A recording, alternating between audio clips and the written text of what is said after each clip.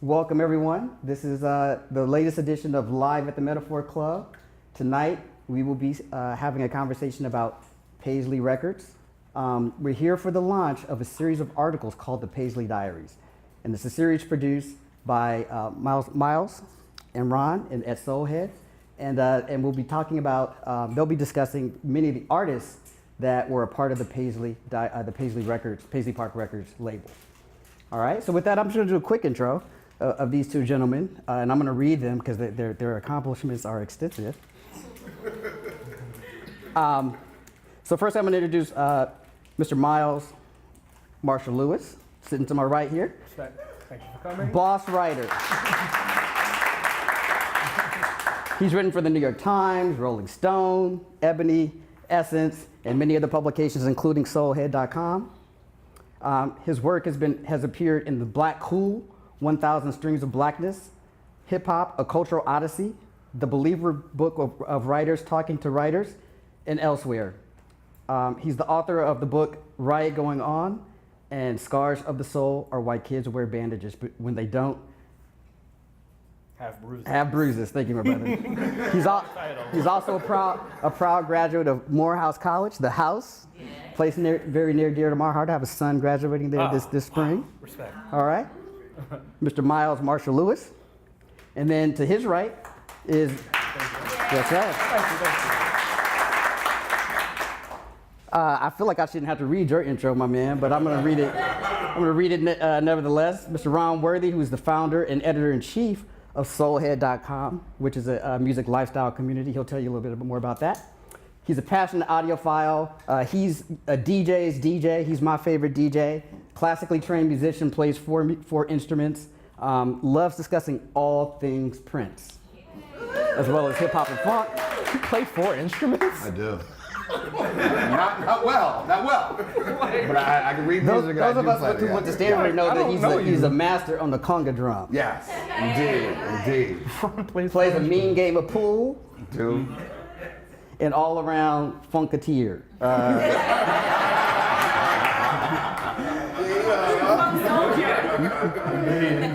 Proud graduate of Stanford University and NYU Stern Business School. And with that, Ron, I'm going to push over to you. Absolutely. We're super excited to be here. Believe it or not, this event has been only in the works for a couple of weeks. And if that, but you know, I'm glad one of my buddies is here, wonderful artist, Matt Robinson, and we were talking about this last night. In order to do anything well, you need 2 things, not 5, not 6, 2 things, skill and will. And Miles and I have talked about Prince ad nauseum, like, you know, whether it be over a steak dinner or a beer for years. Right. And so that expresses our will, but what we're happy about also is the skill and be able to talk about something that we love so much. And I was telling Lawrence that, you know, if I can't have a good conversation about 2 of my favorite things, Prince and hip hop, I just need to wrap it up. Right. So Miles and I are super excited to have you guys as a part of, you know, some of the type of stuff that we talk about when we're just, you know, the 2 of us. And we're super excited because Paisley Diaries is going to be an in-depth look at the artists, the label, and the artists that made up the label from Paisley's inception to its ultimate demise. And we're going to hit a number of different touch points along the way. And this particular discussion is about Prince's relationship with hip hop, which is, you know, pretty interesting in many respects. And so I don't think many people have talked about this before, and so we're super excited about diving into some of those issues. So the way it's going to run is that first Miles is going to read an excerpt from the first volume, which is called Silly Rappers Talking Silly, and and it will be it will incorporate audio excerpts that I'll be punching in every now and then. So it's only an excerpt. The full volume, which is in 3 parts, the first part is already on soulhead.com. So if you guys want to go and check that out after the show, it's going to be available. One housekeeping item: if you are interested in, giving any kind of social light to this, use the hashtag Paisley Diaries if possible. That'll help us track things and get the word out even more. How's everybody doing? Good. That's fun stuff, right? Yeah.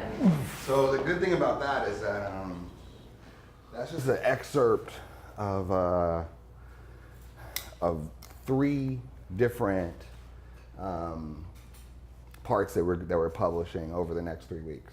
So the way it's going to work is there's one subject, and it's going to be broken into multiple weeks. So you get a third, a third, a third. So it keeps coming back. Another piece of housekeeping is follow Soulhead on social media so you know when all of the subsequent releases are going to come out. One thing before we jump into the conversation about Prince and hip hop, though, is I wanted to let everybody know Miles potentially, we can't find anything to refute this, but had the last interview with Prince ever, one-on-one.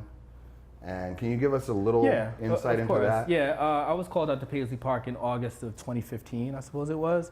It was in promotion for Hit and Run Volume 1, I guess. And a couple of journalists were called out there. I was the last one to speak to him, and I went to Paisley, to Studio B. We talked for like 3 hours probably. And at the end of the interview, we were talking about strings off and on during the interview. And at a certain point, he was just like, I have something to play, I'll send it to you. And then finally, he was like, hold on. And he disappeared, and his assistant brought me out to the cul-de-sac in front of Paisley, and he pulled up in his like Cadillac sports car, this like XLR or whatever. And so, motioned me in, I got in, and it was like, he was playing me Hit and Run Volume 2, like an album that nobody even knew was coming out, was already finished. And he was just playing me track after track, turning it down. There was a song with strings on it. But it was wild to just be in Prince's car, with him playing his last album for me, And, and then at the end, I couldn't get out the car because it was like, there was no handle. It was like it's a push button situation. So, real cool. I was like, all right, Prince, hug, pound, whatever we did. And then I turned, I was like, yeah, you want to let me out? Like, what do you, how do you do this exactly? And so he, laughed and opened the door for me, But yeah, it was, Prince was always a hero to me, a hero of mine, and, loved the music always, and it was finally great to really ask him all the questions I had for him since I was 13 years old, It's awesome, man. So let's take a step back to when Prince began his career, and at that point it was the death of disco and the birth of hip hop ultimately around the same time.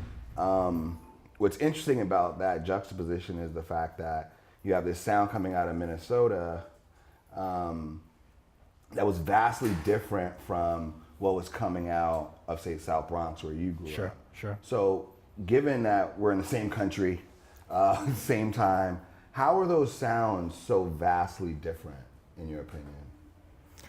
The sounds coming out of Minnesota and the sounds coming out of South Bronx around that time? Meaning hip hop is the beginning of hip hop, it's the beginning of Prince, but they sound so different. Yeah, I hear you. I mean, like, For You came out in what, like 1979? 78.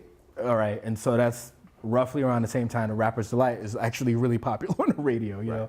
I mean, listen, people thought Rapper's Delight was a fluke, People didn't expect it to be like the starting off point of this whole culture that, lasts to this day, that took over the world, Prince was, in the Stevie Wonder tradition of, the one-man band, and he did that, phenomenally over the course of his career to the point where people talk about the Prince tradition now, When Rapper's Delight came out, I don't think anybody realized that it would last this long, or that it would be something to sort of try to replicate. I mean, it was sort of it was a novelty thing, Later, Curtis Blow did the breaks, and the Christmas record that he did, and stuff like that, But the sounds are just, radically different. You don't need to be a musician at all, especially in those days, to make a hip hop record. And I think that there was probably a healthy amount of disdain for hip hop in the beginning from people who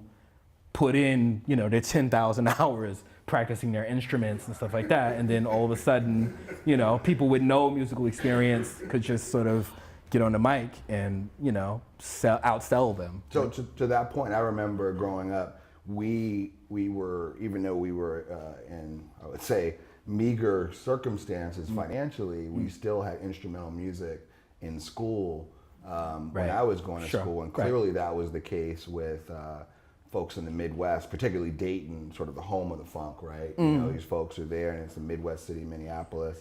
So I mean, even in the Bronx, we still had musical instruments in high schools. In junior high, I took whatever I took, saxophone or something. It was present. Now that the funding got yanked from that decades ago, and now it's not the same. But for the areas that didn't have that already, it was like the instruments, we know this, with the turntables, the instruments were the records that your parents had, and you played those. Yep.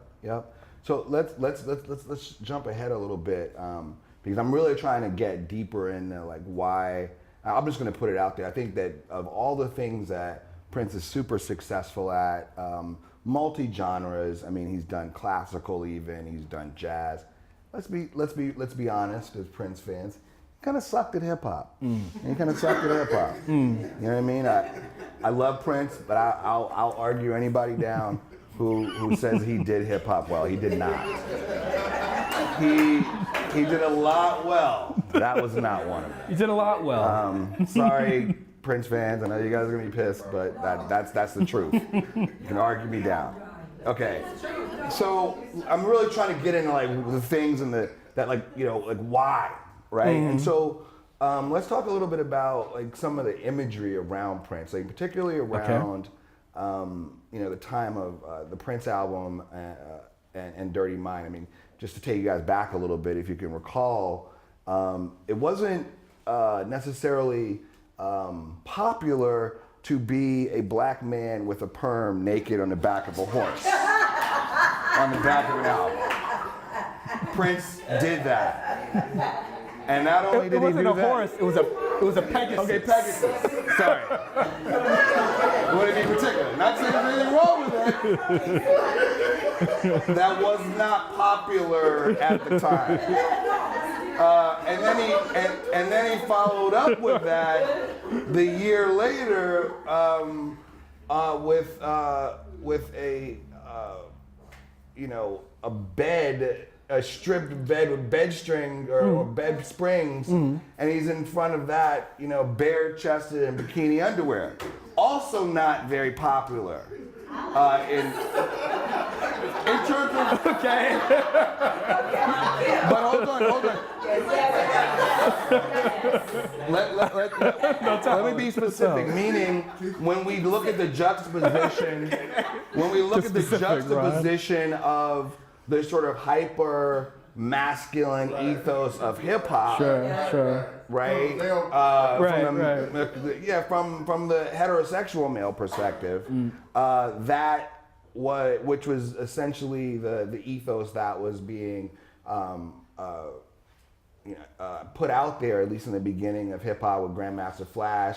Well, it's funny that you mentioned that. And they look kind of crazy. I'm saying, because they had their own, I'm really thinking more like LL Cool J. The Furious Five had their own freakiness going on, actually. No, this is true. This is true, but I'm saying it more like, say, Run DMC, or sort of like hyper masculine imagery, things like that. So, can you talk a little bit about, how do you think at all that Prince's sort of gender, sexual orientation, bending imagery turned off any folks in the black community at that point? No. You have your answer.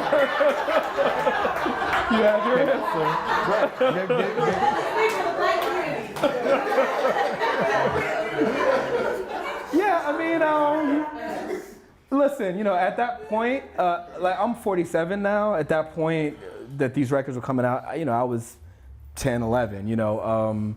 I didn't have, the sense of knowing whether or not, this was turning people off. I just knew that the records were around, people were buying them, yeah, I mean, as Homegirl said, no, not really. I remember the poster that came with controversy where he's like in the shower and dripping wet, and people were feeling that. Thank God. Right, thank God, right? Some of the very first girls that I was sort of into, 8th grade, 9th grade, they had that poster. There was no problem. That was the interesting part, though, is that he was so talented and so unmistakable that people were like, yeah, he may be rolling looking like he's looking, but it really doesn't matter because everything he's doing is so amazing. Right. And it's actually even more cool that he's, doing this in this way, right? I mean, it was an androgynous time too, Right. I mean, this, I guess, goes to a larger question of sort of, the gender bending and the masculinity, all of that. But I mean, Prince's voice was always very deep and sexy, and Prince always had a beautiful woman on his arm, and I mean, I could name 10 women that, is generally assumed that Prince slept with. And there was a difference between, Prince and Michael Jackson in that sense, I wasn't really hot for Brooke Shields, but Apollonia was a different story, I like, I mean, as a kid, right. As a virgin for that matter, as a black dude in 8th grade, 9th grade, I wanted to be Prince because he was cool. He had Absolutely. the glasses and he was, there was nothing about his perm or his tight pants or what have you that turned me off. But he was the epitome of cool to me. Okay, so this is actually really interesting. I've never talked about this with anybody, but while this might be true, right? Think about all the guys that also thought that there were certain rappers that were cool, and at least some people, at least in the East Coast, I grew up in Washington, D.C., people tried to emulate at least the way that they looked. Right. And you got guys wearing the sweatsuits, the Kangos, and all that stuff. Yeah. There was not one guy in my high school or junior high school that dressed like Prince. Where? In Washington, D.C. Okay. Fair enough. D.C.'s a little bit more conservative, potentially. Word. We did have a guy that dressed like Morris Day, though. What I'm saying is, that's an interesting pick. Did you have in the Bronx? Yeah. Did you have guys that dressed like Prince? No, I mean, no, we didn't. I mean, that's an interesting point because I remember being starting high school and we were sort of divided between the Goose Down cats and the sheepskin cats, you know what I'm saying? In terms of the coat that you were gonna rock, and it was like, I had a Goose Down specifically because Run DMC on the cover of Raising Hell had Goose Downs on, so I was like, nah, so I'm team Goose Down, and my parents bought me one, or my grandma, or whatever, and so that was the juxtaposition, and all because of hip hop. Whereas, no, in Prince in the Bronx, no, people were not dressing like Prince. No.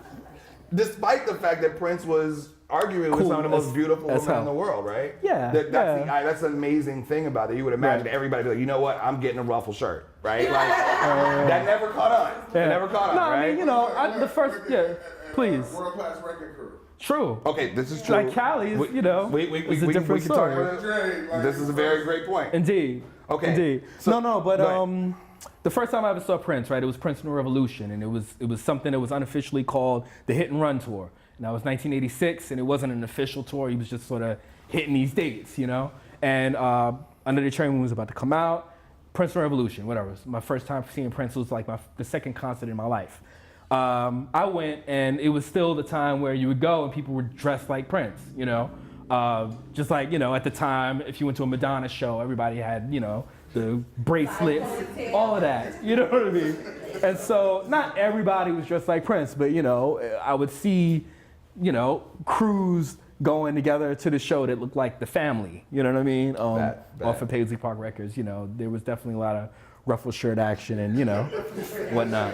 Concerts, absolutely. Okay, so let's just jump ahead a little bit. So many, this is actually something we've talked about a lot. So many of Prince's contemporaries, like Madonna, Michael Jackson, and even Janet Jackson to a certain extent, over time ultimately evolved their sound in certain respects to fit into the times. You have Michael Jackson, working with Teddy Heavy D. Riley and Heavy D, really embracing New Jack Swing. Right. And in fact, I think, his album was Dangerous was the biggest selling New Jack Swing record, potentially, or is. And then you have, Janet with, working D. with Q-Tip, with, Gone Till It's, Got Till It's Gone, that Right. kind of stuff. Sure. That was very timely, but still stayed to her sound.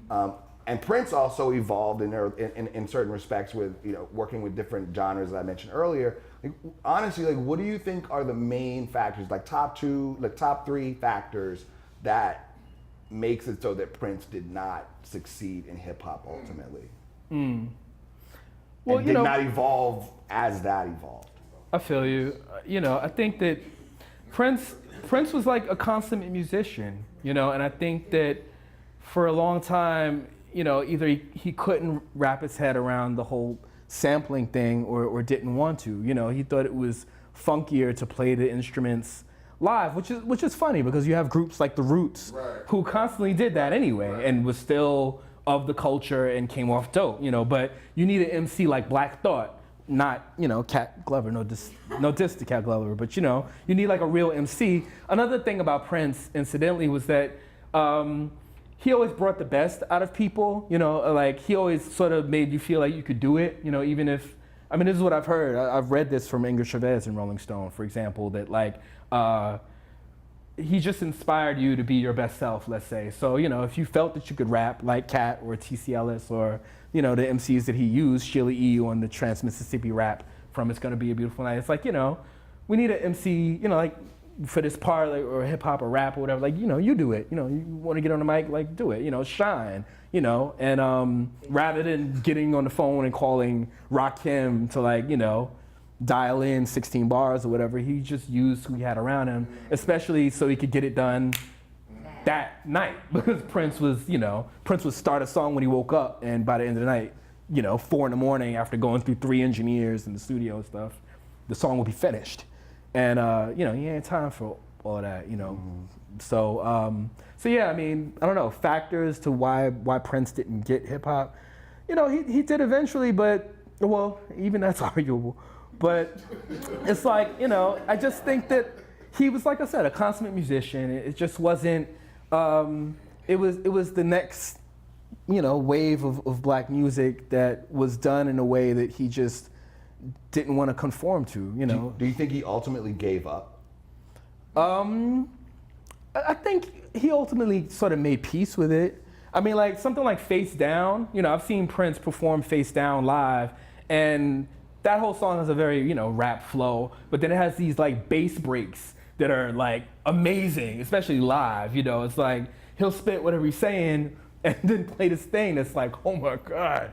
And it's like, that was Prince rap. That was Prince's style, I guess, of incorporating hip hop into his thing, In terms of giving up, yeah, maybe to a degree, me personally, I feel like Prince never had to do hip hop to begin with, I don't know how people feel about Lenny Kravitz, but I was also a Lenny Kravitz fan. Any black man with a guitar, I'm with it, And there's a Lenny Kravitz song that has Jay-Z on it, but for like his first 6 albums or something, Lenny left hip hop alone. Like that's its own lane, and I'm gonna do me, and I don't have to incorporate that just because Dr. Dre is selling multi-millions, and so yeah, as a college age Prince fan, when he was doing things like My Name Is Prince and stuff, I was feeling like, wow, he could really just leave that alone because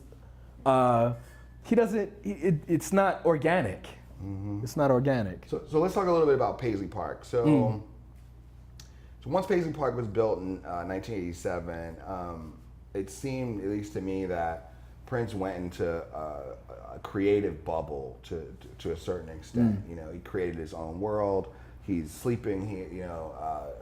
He's eating. He's doing everything at this building, and it's his own thing. And at the same time, hip hop was really becoming like a The pop viable. music. Yeah, I mean, in 1987, Well, we yeah, could talk I a hear little you. bit about that, but that Yeah. was a pivotal year. That was my junior year of high school, and I remember Mine that too. we really had a few different streams of music. There was always Michael Jackson stuff, which is essentially pop, but before you had like sort of old school like R&B music. I grew up in DC with WHUR, so we had that.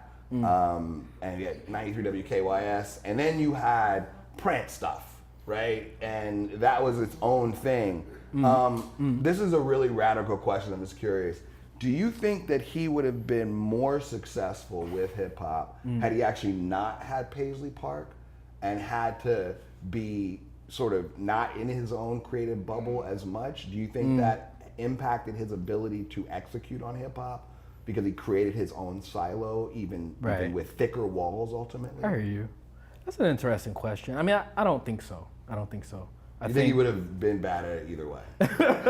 Yeah, I mean, whatever it was going on in Prince's head at the beginning of hip hop, he just really wasn't that interested. He wasn't about it. Either he agreed that it was a fad, or he felt like it lacked musicianship, and he hadn't spent all this time mastering the piano, and mastering the guitar, and mastering the bass, and mastering the drums, for cats to just get on the mic and not know how to do any of that and outsell Graffiti Bridge. You know what I'm saying? Like Run DMC's Raising Hell sold more than Parade, sold more than probably Sign of the Times, even at Raising Hell is triple platinum, so Sign of the Times sold whatever it sold based on the fact that it was 2 albums and they had to count it twice, and but like there were rappers like Run DMC and Beastie Boys outselling Prince, in the mid to late 80s, and it got even worse, with Dr. Dre and Snoop and the rest of them as Prince's,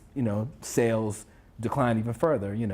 We all know, well, maybe we don't, but Prince fans know that, there was this arc in terms of his, popularity if you track his popularity by sales, Around the World in a Day probably went triple platinum based on, all those fans that he got from Purple Rain, like thinking, suburban cats who jumped on the bandwagon thinking that it was gonna be Purple Rain 2, and it wasn't. Parade did $1 million, Sign of the Times probably did $2 million based on the fact that it was, double. What came after Sign? Batman. Love Sexy went gold, and that was like, what the hell is going on? He scored for it, and people, Warner Brothers, got nervous. He was naked on the cover. That was a big problem with it, you know what I'm saying? Right, but like Prince going gold in 1988. It's ridiculous. It's like, Eric B. and Rakim were going gold, Right. You know what I'm saying? Right. And on and on. I mean, I don't want to be here forever, but it's like, there were ups and downs. Diamonds and Pearls was the big comeback record that, New Power Generation was introduced. It went double platinum, it had hit singles. And then he followed that up with the Symbol album, which, didn't do as well. And then he changed his name, around the same time that like Snoop dropped Doggy Style, and it seemed like, Whatever. whatever. Out of sync on some level. Yeah. But I want to talk about something that always has intrigued me, and that's arguably Prince's first rap record through Sheila E. Holly Rock, right? I think it is pretty funny. Holly Rock is really interesting because it's like, there was always this mystery of what is Prince, like the Prince proteges, how much of that is Prince and how much of that is the protege? Right. Like, did Prince actually write this song himself? It wasn't until we knew certain Prince scholarship started cropping up where we knew for sure that, he had written the stuff on the Time albums and, certain Sheila E. songs, and like, Madhouse was a whole jazz band, and it was like nobody knew who was in the band and musicians listed. It was all just Prince, And so when I saw when I saw Crush Groove, in the Bronx in 1985 or 1986, something like that, 1985 probably. 85. And then in the middle of the Fat Boys and, Curtis Blow, like Sheila E. does Holly Rock, like there's a Prince-written hip-hop song smack dab in the middle of Crush Groove. It's a disaster. And we didn't know that at the time. And, I like Holly Rock. I like too. I didn't like it it didn't belong in the Red Alert, Right. master mix. Right, You know what I'm saying? exactly. But I liked it for what it was. It was dope to me, But And it wasn't about Flintstones, right? no, it wasn't that Holly Rock. Exactly. It wasn't that Holly Rock. No, but so yeah, Holly Rock. Was there a question? No, I was really wondering, like, how much do you think Prince had to do with that? Like, and like, was he instrumental in pushing clearly a song that really didn't fit with the rest of the movie? Or like, how do you think that came about? Like, who was like, okay, we got the Fat Boys, we've got LL, we've got the Beastie Boys. Right. Like, who would be perfect? Like, yeah.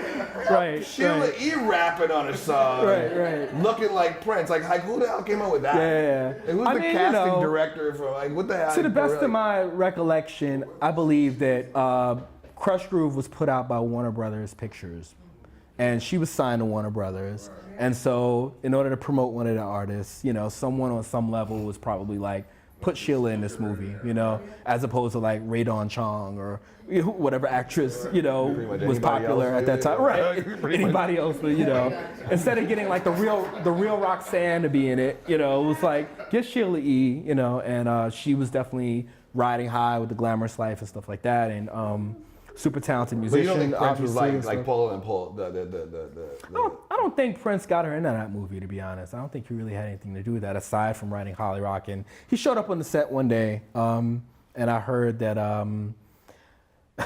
when they filmed, there were a bunch of extras, of course, as the crowd and stuff, and that the director had to sort of get them to applaud. You know what I mean? Like, they were freaking out maybe that Prince was there, or they were just sort of like, Sheila can't rap, like, sitting there like, and, you know what I mean? And so there had to be like this extra sort of, like, come on now, you're supposed to be excited about this, Right. So let's fast forward just a little bit to the infamous "My Name Is Prince."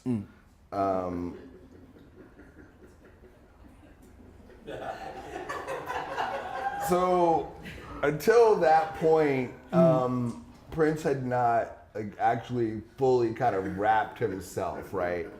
And I think the low point for me, outside of like hearing the cats on the song, was a Tony M. Yeah. Right. Rap on that. Was when they repeatedly used the term "fresh to death" in the back. It's not like pronounced. Okay. But I was like, does Prince really have a song where some dude is yelling "fresh to death"? Like, I was just because at the time, I was listening. We had gone through this, like, maybe senior year of college, maybe. Okay. Yeah. First year out. So we had gone through like 4 years of just masterpiece records in hip hop, right? At least in my book, right? You had Low End Theory. Like, we were in some serious high grade hip hop. Yeah, that was like golden age of hip hop. Golden age. And then Prince comes out with "My Name Is Prince." Right. And I'm like, what the hell, man? Like, was he succumbing to the pressure? Was that Prince's like last gasp? Like, you know what? Like, I gotta, because at a certain point, even when we talked about Purple Rain, apparently Prince said, I want some of that Journey money, some of that Duran Duran money. Like, was he like, I want some of that Dr. Dre money? Damn. I don't think so. Like, what? But what do you think really like brought him to the point where, like, okay, I got all these other people rapping, but now I'm rapping? Right. No, I have the answer. I think that Prince at the time was really trying to solidify his black audience again. There were a lot of critics who felt like, the black audience had abandoned him to a certain degree. And, there was the parade period, the psychedelic around the world in a day period, where there were influences coming from Wendy and Lisa, and like people perceiving that, the Beatles were an influence and stuff like that. He had gotten engaged with Susanna Melvoin, who is a white woman. And, it felt like, is Prince just getting the rock dollars, or is he going to rock radio, or, Raspberry Beret? I love Raspberry Beret, but it didn't sound like, I guess, the Minneapolis sound, let's say, with the synthesizers and the funk and stuff like that. That combo of new wave and funk. And I think that there was this concern that he was getting away from his black audience. And then the New Power generation was like the inverse of the revolution. Like, the revolution had one black guy, Brown Mark, and Prince. you know, New Power Generation had like one white guy, Tommy Right, Barbarella, you know what I mean? And it was like, okay, so, you know, not only do I have this all black band now, but I have these, you know, backup dancers as well, you know, and I remember him taking over the Arsenio Hall show, you know, which had a huge black audience and killing it. And it was just sort of, I think, Prince's way, you know, of being like, okay, so no, you know, I haven't abandoned my black audience. I still, you know, they, you know, were here at the beginning of my career. And, you know, I don't even want to say that crossing over was like an important thing to him, but I do know that he wanted to just appeal to everyone, you know, that he wanted to be appreciated and to sell as much and to be regarded, you know, as he well should have, in the same, you know, regard as David Bowie or, you know, whomever. Like he was a master of music, and there was no reason for him to be pigeonholed into the R&B section, you know, of the record stores. And he did, you know, he took certain steps to do that. You know, in the essay, it speaks about how, you know, Prince played American Bandstand when he was first starting. He didn't play Soul Train when he first started, you know, and all of those things were sort of done on purpose. Excellent. Let's talk a little bit about T.C. Ellis. So I learned a lot actually reading the essay, and I just know that I looked at that essay, to be honest, as therapy in some ways for me, because I still hold a very big negative place in my heart for the hour I spent on that record. I went and got it from the Tower Records in Mountain View, California, when it came out, on the day it came out. Okay. And I was, on the day it came out. And an hour and a half later, because it took me time to get back to my dorm room, I was infuriated. Okay. Right. I was. But had you seen I was beside myself with anger. I was had you seen singles though? Like, you know, I actually hadn't. I hadn't, actually. You didn't know what to expect, except I didn't know what to expect. Except for New Power Generation. Sure. On Graffiti Bridge, I guess. Sure, but so I was still on the fence. I was like, is he really doing this? And then when I listened to it, especially the Bambi rap, I was like, what the hell is Prince doing? Okay. Like, so, Right. But so I'm curious. I mean, to me, it was a failure from concept to execution. Okay. But given where it was in the release history of Paisley Park, Right. That was like 1991. Yeah, around in 1991, around that time. So, do you think, for me, and the fact that he then followed up shortly after that with a believe it or not, Carmen Electra rap sort of project, do you think at that point he really didn't care anymore about Paisley Park? The label? The label, like meaning No, he I don't didn't think. need it? Well, you know, okay. So let's be clear. The first half, maybe not even the entire half of Paisley Park Records albums, the output from that label was Prince stuff. The latter half was not Prince stuff. So on albums like, you know, The Family and, you know, Madhouse 8 and Madhouse 16 and probably Sheila E.'s Romance 1600, certainly at least, you know, these were basically Prince albums, you know. By the time you get to like this album by T.C. Ellis, like Prince had nothing to do with that record really. You know, maybe he wrote him one song. That record was produced by Levi Seitzer Jr., you know, and it was not like Prince influenced really. You know, he gave him Bambi, he gave him Girl in My Dreams that he had written that sounded nothing like his version of Girl in My Dreams. But that wasn't really, you know, that record and records that followed, they weren't Prince records. Carmen Electra, on the other hand, he spent millions of dollars on videos and recording it and, you know, writing the stuff that was on there. Her raps were written by Moni Love, you know, to get like a real ghost-written, you know, hip-hop MC to spit, you know, to coach Carmen Electra how to do things. But yeah, Carmen Electra is more of a Prince record than, certainly more than T.C. Ellis's. And I don't enjoy either album really. But, you know, T.C. got robbed in my opinion. You know, like I don't diss him. You know, I interviewed him for this piece and I'm really thankful for his time and stuff like that. And it gave me a greater understanding of what was going on. Like, that was not a good album, but he should have put it out earlier. You know, like for years, like beginning with probably 1999, you know, TC had been coming up to Prince like, yo, I MC, you know, hip hop is the new wave, put me on. And, you know, his style of delivery even was more of a Houdini sort of Curtis Blow sort of delivery. Your cadence. Yeah, cadence. So, you know, it was that style. Like hip hop was changing every 9 months at that point, you know? So it's like, if he had been allowed to come out when he wanted to come out, and on top of that, if he had had like actual hip hop producers instead of Levi Caesar Jr., you know, Miko Weaver who did the bat rap, you know, if he had been teamed with an actual hip hop producer in 1984, the album would have been much better. You know, he would have been much better received, I think. Then, you know, eventually 1991 comes around and this album drops and it's got no true hip hop input, and you know, and his rhyme style is over with by that point. Like, so what would you if for some reason at that point and you're in Atlanta, you're at Morehouse, somebody knocks on your door and they say, hey man, Prince really wants to get hip hop right, and we want to fly you to Minneapolis right now for you to give Prince the best advice possible to master hip hop, what would you have told Prince? Like, what took you so long?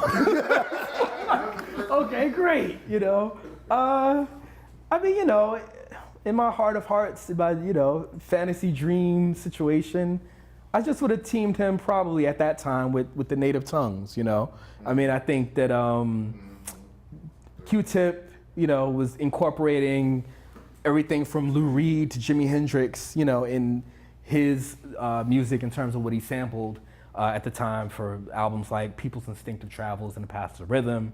And, you know, Low End Theory, he incorporated Ron Carter playing the bass live.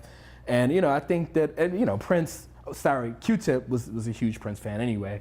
And I think that, you know, that would have been a nice marriage, you know. I think Q-Tip could have sort of schooled Prince on certain things. You know, it's hard to imagine Prince being schooled in anything. Right, you know what I'm saying? And I'm sure maybe even in his head, it was probably kind of like, well, who's gonna teach me anything? Right. You know, maybe, you know, I don't wanna get into his head, but you know, he was so masterful that it's like, it may just have been inconceivable to him that there was like, you know, some style that would come that he couldn't just, you know, master. So it's basically his, on some level, if I'm hearing this right, like some of it is maybe like arrogance, musical arrogance. Sure. I mean, yeah. Going out on a you know. limb here, Prince being arrogant, but I'm just saying, do you think that got in the way of him being open to hip hop? Yeah.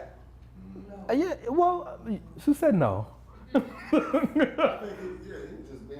I mean, you know. So, no, I mean, I think so. In my opinion, yeah, I think so. I don't think that it's not a diss for me to say that Prince was arrogant. Like, if I did so many things that well, you know, I would be even more arrogant than he was. You know what I'm saying? Yeah. I mean, you know, Prince was a bad motherfucker. Right. And so sure, you know, I'm sure that he was aware of that and, you know, carried that with him, you know, to a degree. And, you know, listen, he mastered funk, he mastered new wave, you know, he mastered rock, you know, like he, to this day, is my favorite guitarist of all time. And he did so many things well that, you know, I'm sure he just felt like, okay, well, if hip hop is gonna last longer than, you know, the 4 or 5 years that it's been around, then I'll master that too. And he wasn't able to, you know, much to his chagrin, perhaps. Got it. So we got a couple more questions, and then we're going to open it up to audience. Oh, great. So it seems like toward the end of Prince's life and career, ultimately, it seemed like he started to come around and engender relationships with folks like Questlove, even Kendrick, you know, Dougie Fresh, Q-Tip, and even, you know, had business dealings, obviously, with Jay-Z. Right. What do you think changed in the environment of music, hip hop specifically, and or changed in him that led to him embracing that generation of hip hop artists? Yeah, I mean, I think maturity had a lot to do with it. I mean, Prince, I guess, was older at a certain point, like in his 50s, when he started sort of, you know, 40s and 50s, let's say, late 40s, you know, where like people like Chuck D could appear on a Prince record, or, you know, he could have a business deal. Like, you know, he passed away with Tidal, you know, like in a relationship with Tidal, which is owned by Jay-Z, like that would have been inconceivable maybe, you know, in the late 80s when Prince was kind of like, you know, fuck hip hop. That's amazing in and of itself, you know. But I think that he just sort of, he made his peace with it. I mean, Q-Tip appears on Chocolate Box, right? You know, on the Lotus Flower album. And, you know, before that, there was Chuck D on Undisputed, and Eve was on that Rave Unto the Joy Fantastic album. And, I just think that he was at a certain age where he was like, okay, I accept that I'm not 20-something anymore, and I'm not as hip as, you know, Eve might be, or Q-Tip might be, or whomever. And, you know, let's just bring them in, you know. They know what they're doing, they have their own audience, and voila, you know, like I don't have to be, my name is Prince, with the gun microphone and, you know, trying to get the same audience as, you know, NWA. Like, that was not gonna happen. Absolutely. I was always disturbed by the gun microphone, secretly. So, as you mentioned in the excerpt, this is the last question. Okay. Prince was interviewed by Spike Lee, who asked him if he successfully incorporated rap into his music. Given all that we've discussed, do you think he did? Well, I think that ultimately Prince had to make it his own. You know, like if you look back to Irresistible Bitch, you know, that has a rap cadence of its own, and that's authentic, you know, that's organic, you know, that's believable Prince emceeing, you know, even what I read when I started the essay, you know, Let's Pretend We're Married, you know, like, there was a point where Tina Marie was in the mix in terms of Prince, you know, touring with Rick James and stuff like that, and Tina Marie had Square Biz and stuff like that. Jill Jones singing. You know, yeah, Jill Jones singing background.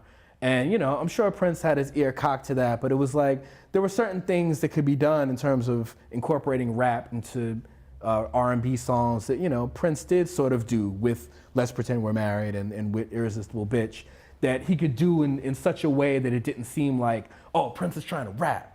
You know, it just was like, okay, well, yeah, that sounds kind of rapish, but, you know, Prince is just sort of doing his thing. And I think that came full circle, you know, on songs like Face Down, where it was like, you know, yeah, I guess he's not singing. Yeah, you know, like that's a rap, but there are these amazing bass parts and there's this musicality to it. And it, you know, it doesn't sound like it's trying to be accepted as hip hop, you know? Even in a certain extent, along those lines, two examples that I've really dug to really think about you know, for this conversation, Sexy Motherfucker, as well as Jerk Out, right? Yeah, you surprised me with Jerk Out, because I never thought about that. Only because when you listen to the cadence of Morris's like singing, quote unquote, it's really like hip hop, right? It's It like is, really actually. rap. It and is, so actually. Sexy Motherfucker, they both have that kind of thing, and I think those are better examples than like what you're trying to do on My Name Is Prince, where he's like, all right, I'm gonna tone it down a little bit. I'm not trying to be a gangster rapper. I'm actually sort of being more of a lyricist. See, but the thing about Sexy Motherfucker is that it's very James Brown. Well, clearly and, the music, right? You know, yeah. James was an influence on Prince anyway, and how many James Brown songs do you hear that sound like hip hop? Or, you know, like his delivery sort of sounds rapped anyway, you know, and, you know, like before hip hop was even hip hop. Right. So the influence there, you know, could have been as much James Brown as any rapper that you can name. Absolutely. You know, and that was another reason why it maybe sounded more authentic, you know. Absolutely. Yeah. So that's it for us. Super happy about being able to sit down and talk to you about Prince, as always. Oh yeah, man. Yeah, I got some last words. You know, like to mention about sampling and stuff like that. Like, I think that one of my favorite hip hop samples from Prince was when MC Lyte used Irresistible Bitch on Paper Thin. You know, the beginning of Irresistible Bitch for that. It was like, is that? Don't I know that? And then it turns out that, you know, it's from Prince. I think that Prince is like he was one of the most talented beat machine, you know, rulers of all time. You know, like, and it's like with that Lindrum, he was like amazing. And it's like it makes me think, like, what would Prince have been like with the Roland 808? You know what I mean? Like, what if he had got one of those beat machines that, you know, were so popular, the SP1200, or I don't know, what is that? That's the Technics turntable or something. But I mean, SP1200. yeah, like just those beat machines that, you know, Def Jam was using. Like, you know, what if he decided to master that as well as the Linn drum? Like, what would those beats have been like, and how would they have been received by the hip hop community and stuff, you know? But he wanted to be different, you know, and he got the sounds that he got from the Fairlight synthesizer and the Oberheim and all of that, and did what he did with them and filtered them through guitar pedals and stuff like that. And, you know, he was just innovative like that. But yeah, part of me is just like, he was such a beat machine, you know, god, that like he could have totally freaked hip hop beat machines and come up with something, you know, that could have influenced hip hop actually. Indeed. This is great, man. This is great. I agree. Absolutely. Thank you. Absolutely.